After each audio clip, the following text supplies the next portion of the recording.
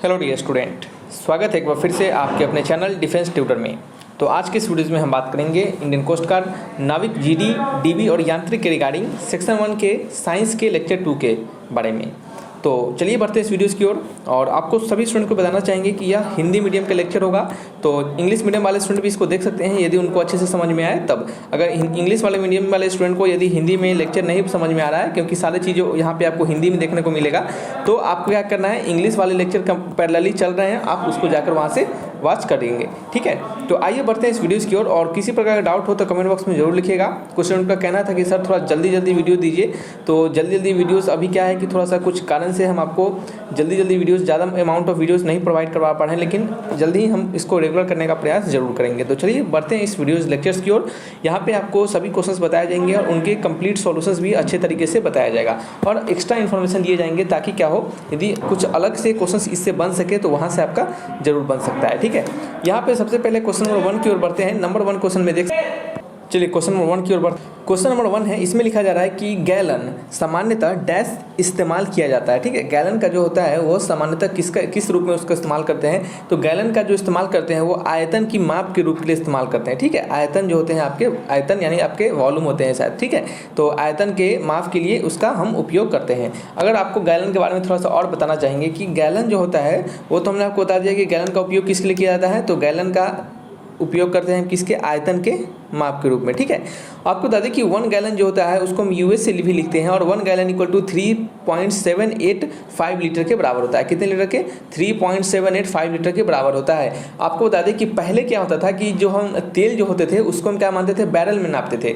जैसे कि अभी भी तेल को हम बैरल में नापते हैं, लेकिन अभी तो लीटर में भी नाप लिया जाता है, लेकिन पहले क्या होता था, जनरली बैरल में ही नापा जाता था। ठीक है, तो पहले तेल को किस में मापा जाता था, तो बैरल में मापा जाता था और 1 बैरल इक्वल टू क्या होता था, 42 यूएस गैलन। ठीक है, अगर 1 barrel equal to 42 US gallon हो गया, यदि हम इसको लीटर में कन्वर्ट करना चाहें तो आपको पता होगा यहाँ से कहाँ से कि जो 1 गैलन होता है वो किसके बराबर होता है, तो वो होता है आपका 3.785 लीटर के बराबर। तो आपका 42 गैलन जो होगा वो किसके बराबर होगा, तो 42 इंटू क्या करेंगे, 3.785 कर देंगे, तो हमारा 1 बैरल यहाँ पे निकल जाएगा। ठीक है, तो आपको यहाँ से क्या पता चला, आपको यहाँ से क्या क्या सीखना है, आपको यहाँ से सीखना है कि पहले जो हम मापते थे तेल को वो किस में मापते थे, तो वो मापते थे बैरल में, और अब क्या करते हैं हम इस बैरल को लीटर में भी नाप लेते हैं। तो 1 बैरल जो होता है वो कितना होता है, 3.785 लीटर के बराबर होता है और 1 बैरल इक्वल टू 42 गैलन के बराबर होता है। तो हम क्या करेंगे, 42 में मल्टीप्लाई कर देंगे किसका, एक सेकेंड, मार्कर थोड़ा सा प्रॉब्लम कर रहा है। 42 में अगर मल्टीप्लाई कर देते हैं किसका, 3.785 का, तो हमारा कितना आ जाएगा आपका, ये हमारा आ जाएगा 158। ठीक है, 158.987। ठीक है, ये कितना आपका लीटर में आ जाएगा, याद रखिएगा लीटर में आ जाएगा। जब बैरल को हम लीटर में कन्वर्ट करेंगे तब तो ये सारे कन्वर्जन आपको याद रहने चाहिए, आपके लिए ज़्यादा बेहतर होगा। ठीक है, चलिए बात करते हैं नेक्स्ट। लेकिन देखिए, अगर आपको थोड़ा सा डाटा कम भी याद रहे, लेकिन जो इंपॉर्टेंट चीज़ है वो आपको पता होना चाहिए। कैसे पता होना चाहिए, क्या चीज़ यहाँ पे इंपॉर्टेंट बताया हमने कि तेल को हम बैरल में भी नापते हैं। ठीक है, तो ये भी एक क्वेश्चन बन सकता है। नेक्स्ट क्वेश्चन आपका क्या है, मेज पर रखी गई पुस्तकों का ढेर डैश के कारण हटता नहीं है। ठीक है, तो मेज पर रखी गई जो पुस्तकें होते हैं वो जड़ता के कारण नहीं हटता है। ठीक है, जड़ता मतलब क्या होता है, इनर्शिया होता है। ठीक है, इनर्शिया को क्या कहते हैं हम, जड़ता कहते हैं। ठीक है, चलिए आपको थोड़ा सा और बताना चाहेंगे कि न्यूटन्स का जो कौन सा लॉ है वो हमें जड़ता के बारे में बताता है। तो न्यूटन्स के गति के प्रथम नियम के अनुसार, किसके, न्यूटन्स के प्रथम नियम के अनुसार, यानी न्यूटन्स का जो रूल है, न्यूटन्स लॉ ऑफ मोशन, उसका प्रथम नियम हमें क्या बताता है, प्रथम नियम ही हमें जड़ता के बारे में बताता है। ठीक है, किसके बारे में बताता है, जड़ता के बारे में बताता है। ये क्या कहता है हमें, ये हमें कहता है, आप इसका जो कथा यहाँ पे लिखा गया है आप उसको पढ़िएगा। ये कहता है कि कोई भी वस्तु जो होता है यदि वो स्थिति में है, समान अवस्था में है, तो वो समान अवस्था में ही रहना चाहेगा। और यदि कोई वस्तु क्या है, सरल रेखा से मूव कर रहा है, सरल रेखा से चल रहा है, तो वो हमेशा सरल रेखा से ही रहना चाहेगा, तब तक रहना चाहेगा जब तक उस पर हम बाहरी कोई बल न लगाएं। ठीक है, तो ये हमें जड़ता के बारे में ही बताता है। ठीक है, तो ये सब याद रहना चाहिए। नेक्स्ट क्वेश्चन नंबर 3 है, यहाँ पे लिखा जा रहा है आपका कि चलती लिफ्ट क्या है, चलती लिफ्ट में व्यक्ति के वजन पर क्या असर होगा। ठीक है, चलती लिफ्ट जो होता है, अगर लिफ्ट में आप खड़े हैं, जैसे यहाँ पे बड़ा सा लिफ्ट है, अगर आप इसमें क्या है, आपका एक चिंटू है वो क्या है आपका इसमें खड़ा है, तो बताइए इस व्यक्ति पर क्या असर होगा इस चलती लिफ्ट का। ठीक है, जैसे मान लेते हैं थोड़ी देर के लिए कि ये लिफ्ट आगे जा रहा है और ये लिफ्ट हो सकता है नीचे भी आ रहा है, क्योंकि यहाँ पे चलती हुई लिफ्ट लिखी गई है, यहाँ पे यह नहीं लिखा गया कि लिफ्ट आगे ऊपर जा रहा है या फिर नीचे जा रहा है। ठीक है, तो यदि ऐसा होता है तो क्या होगा, जो वजन होगा उस व्यक्ति का, इस व्यक्ति का जो वजन होगा, यानी ये जो चिंटू है इसका वजन होगा वो क्या होगा आपका, वो उसका वजन बढ़ भी सकता है और घट भी सकता है। ठीक है, चलिए थोड़ा सा और बताना चाहेंगे इस यहाँ पे कि अगर कोई व्यक्ति, इस प्रश्न में हमें जो दिया गया है वो सिर्फ चलती हुई लिफ्ट के बारे में दिया गया है, ऐसा कुछ नहीं कहा गया है कि वो ऊपर जा रहा है या फिर नीचे जा रहा है। ठीक है, लेकिन यहाँ पे कुछ चीज़ों को ध्यान रखना है क्योंकि क्वेश्चन थोड़ा अलग से भी बन सकता है। क्या बन सकता है कि यदि लिफ्ट अगर हमारा ऊपर की ओर चले, ठीक है, यदि हमारा लिफ्ट ऊपर की ओर गति करेगी तो क्या होगा, व्यक्ति का वजन जो होगा वो क्या हो जाएगा, बढ़ा हुआ प्रतीत करेगा, यानी व्यक्ति का जो वजन होगा वो बढ़ जाएगा। लेकिन यदि वही लिफ्ट अगर हमारा नीचे की ओर चलेगा, ठीक है, यानी नीचे की ओर डाउनवर्ड जाएगा तो उसका वजन क्या होगा, वो अपना वजन घटा हुआ महसूस करेगा। ठीक है, कैसे होता है देखिएगा, जब व्यक्ति क्या हो ऊपर की ओर जा रहा है, ठीक है, जब हमारा व्यक्ति ऊपर की ओर जा रहा है, ठीक है, तो हमारा एक एक्सेलेरेशन तो ऊपर की ओर होगा, लेकिन जो एक्सेलेरेशन ड्यू टू ग्रेविटी जिसे कि हम जी से डिनोट करते हैं वो नीचे की ओर लगेगा। ठीक है, तो यहाँ पे जो नेट एक्सेलेरेशन होगा, ठीक है, नेट एक्सेलरेशन जो होगा, यानी नेट जो त्वरण होगा, एक्सेलेरेशन को शायद त्वरण ही कहते हैं, एग्जैक्ट हमें याद नहीं है, आप देख लीजिएगा अपना। ठीक है, नेट जो एक्सेलेरेशन होगा वो क्या होगा आपका, वो आपका होगा जी माइनस ए। ठीक है, क्या होगा, जी माइनस ए हो जाएगा। एक सेकंड रुक जाइएगा। ठीक है, तो यहाँ पे जो नेट एक्सेलरेशन क्या होगा, अब देखिएगा ये जो लिफ्ट है यह ऊपर की ओर जा रहा है। ठीक है, लेकिन अगर हम बात करते हैं उस व्यक्ति के बारे में जो इस लिफ्ट में बैठा हुआ है, ये जो चिंटू है उसके बारे में बात करते हैं, तो इस चिंटू पे जो फोर्स लगेगा यानी एक्सेलरेशन लगेगा वो दो लगेगा। क्या लगेगा, एक जी नीचे की ओर लगेगा ही लगेगा, और ये जो एक हमारा लिफ्ट ऊपर की ओर जा रहा है इसका सूडो एक्सेलरेशन नीचे की ओर लगेगा। ठीक है, तो यहाँ पे जो नेट एक्सेलरेशन हो जाएगा आपका जी प्लस ए हो जाता है। ठीक है, और इसी कंडीशन में क्या होता है हमारा, जब हम बात करते हैं कि जब हमारा लिफ्ट नीचे की ओर जा रहा है तो हमारा जी माइनस ए हो जाता है। जब जी प्लस ए हो जाएगा तो हमारा नेट वेट जो होगा वो क्या हो जाएगा, पहले नेट वेट क्या था हमारा mg था। ठीक है, बाद में जो होगा, बाद में जो नेट वेट हो जाएगा वो क्या हो जाएगा बताइए, वो आपका हो जाएगा, बताइए क्या हो जाएगा, तो वो आपका हो जाएगा m इंटू जी प्लस ए, क्या होगा, m इंटू जी प्लस ए हो जाएगा। ठीक है, जो कि हमारा क्या होगा, बढ़ा हुआ महसूस करेगा व्यक्ति। ठीक है, क्योंकि देख सकते हैं ये जी में कुछ जुड़ रहा है, तो इस कारण से क्या होगा, उसका वजन बढ़ा हुआ महसूस करेगा। लेकिन जब वो नीचे की ओर गति जाएगा, उसका लिफ्ट जब नीचे की ओर गति में रहेगा तो उसका वजन क्या होगा, आपका घटा हुआ महसूस करेगा। ठीक है, चलिए नेक्स्ट क्वेश्चन की ओर बढ़ते हैं। यहाँ पे नेक्स्ट क्वेश्चन हमारा क्या है, क्वेश्चन नंबर 4 है। यहाँ पे लिखा जा रहा है कि एक अच्छा क्रिकेटर, क्या लिखा गया है, एक अच्छा क्रिकेट क्षेत्र रक्षक एक तेज गेंद को कैच करने के लिए अपने हाथ गेंद के अनुसार पीछे करता है। ठीक है, यानी कहने का मतलब है कि एक व्यक्ति जो होगा वो कैच कर रहा है तो वो क्या करता है, अपने हाथ को पीछे की ओर करता है। वह अपने हाथ को पीछे क्यों करता है, ठीक, वो अपने हाथ को पीछे क्यों करता है, इसका रीजन आपसे पूछा जा रहा है। ठीक है, तो इसका रीजन क्या होगा, आप क्वेश्चंस को पढ़िएगा, आप सभी ऑप्शंस को अच्छे से पढ़िएगा, तो इसका रीजन होगा आपका ऑप्शन नंबर बी। इसमें क्या कहा जा रहा है कि वह संपर्क के समय को वृद्धि कर रहा है, यानी संपर्क यानी कहने का मतलब जो गेंद जो होगा उसके हाथ में जितना देर कॉन्टेक्ट रहेगा, यानी जितना देर उसके हाथ में संपर्क रहेगा उसको क्या करता है, उसको बढ़ा देता है। ठीक है, उस संपर्क को बढ़ाने से क्या होता है, उसका फोर्स जो होता है वो क्या हो जाता है, आपका घट जाता है। ठीक है, उसका फोर्स क्या होता है, घट जाता है। आपने पढ़ा होगा इम्पल्स। ठीक है, इम्पल्स, यहाँ पे भी क्या होता है, इम्पल्स का ही फंडा लगता है। यहाँ पे क्या होता है कि अगर आप अपने समय को अगर क्या करते हैं, आप बढ़ा लेते हैं तो वहाँ पे क्या होगा, आपका जो फोर्स ऑफ इंपैक्ट जो आपके हाथ पे लगेगा वो क्या लगेगा, आपका कम लगेगा। ठीक है, तो वही बात यहाँ पे लिखा गया है, आप यहाँ पे पढ़ सकते हैं।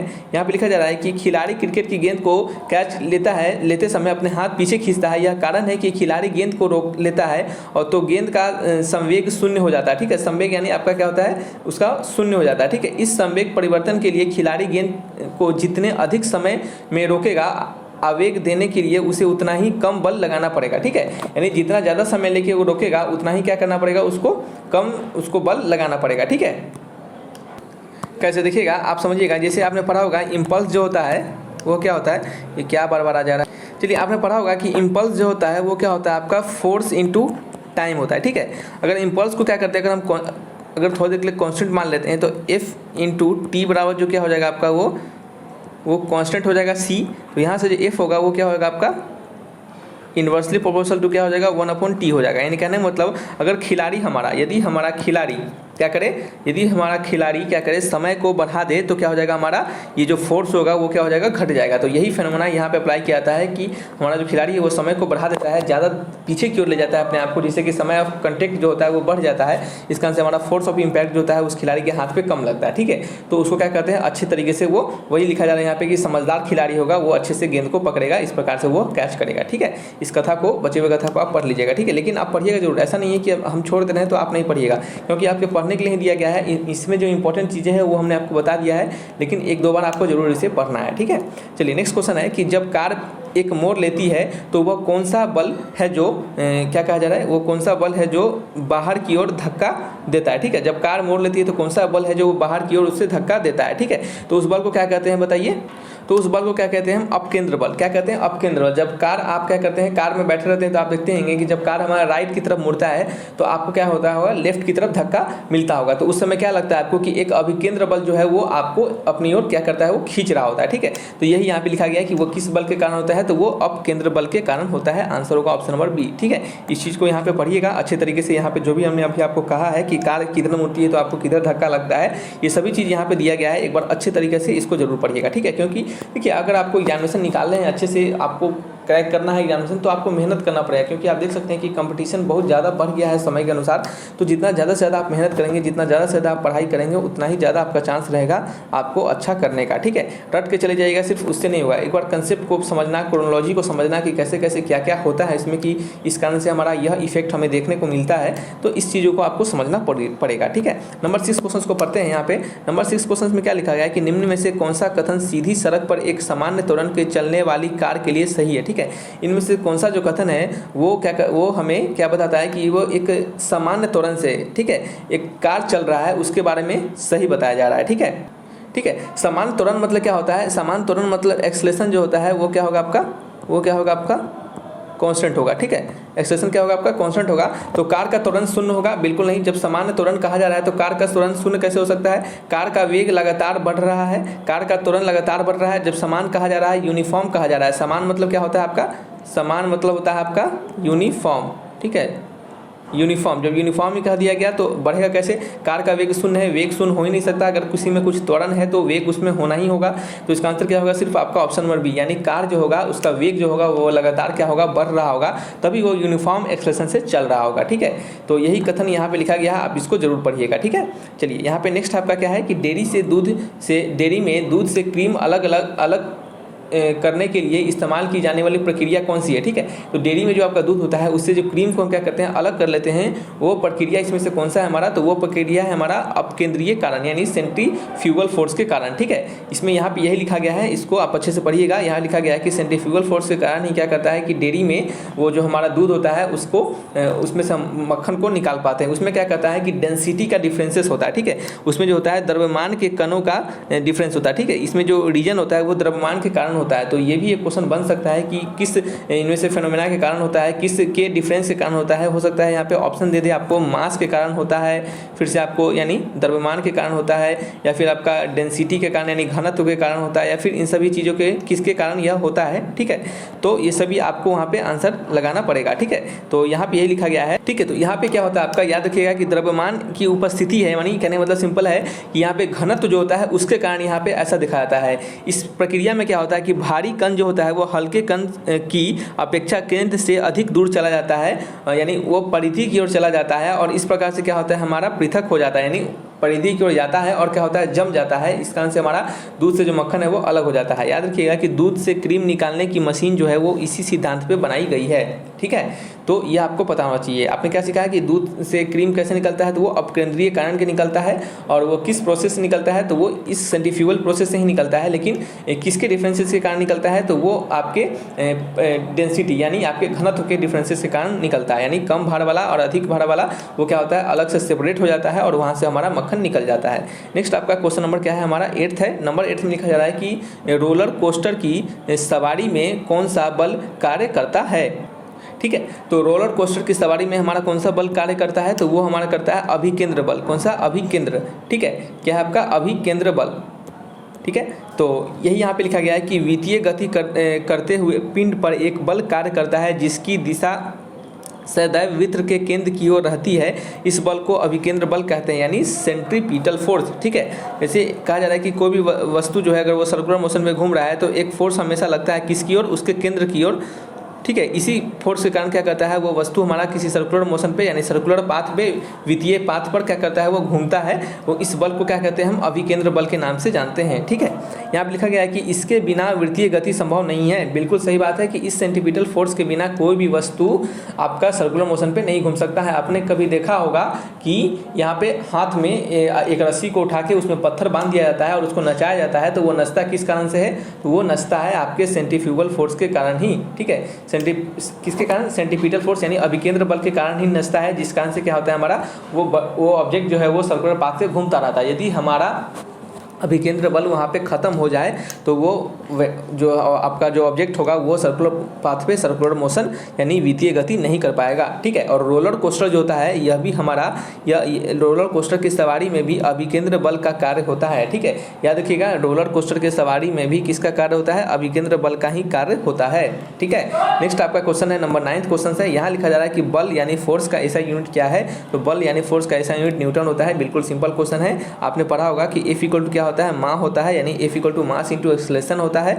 मास का जो यूनिट होता है वो क्या होता है आपका kg होता है।